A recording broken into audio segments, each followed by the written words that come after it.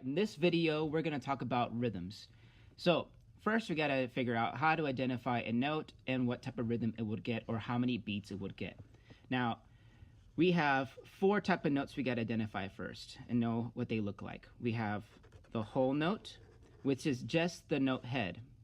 Alright, then you have a half note, which is a note head and a stem, a quarter note, which is the note head, but it's filled in, has a stem, an eighth note, which has a note head, a stem, and a flag. Now, that's my crude drawing of what those notes look like, but I'm going to write the names just next to them so you can remember what they're called. Whole note,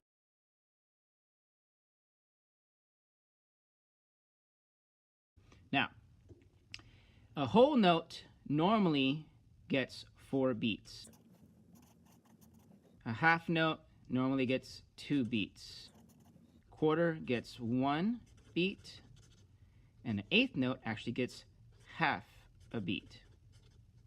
Now, this is only true if we have a time signature of 4/4 time, or specifically this bottom number of the time signature. A time signature tells you specifically how many beats per measure and what type of note gets the 1 beat. Now in this case, we have a 4 at the bottom.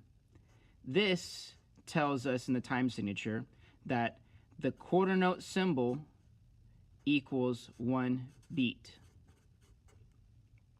And this top number tells us something else. It tells us how many beats per measure. How many beats per measure? What type of note gets 1 beat?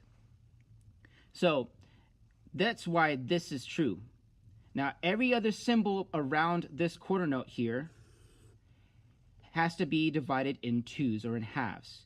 Meaning, of course, you can see it takes 2 quarter notes to make a half note, 2 half notes to make a whole note, or it takes 2 eighth notes to make a quarter note, and so on. Everything's sliced in half. Now, these beats are only true, again, in 4/4 time, and that's what we normally read in the beginner stages of music, whether it be band, orchestra, choir, whatever.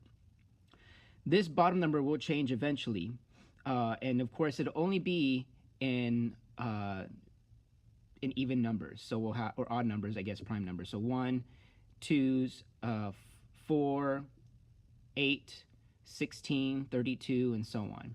And that's based on the type of note that we're looking at.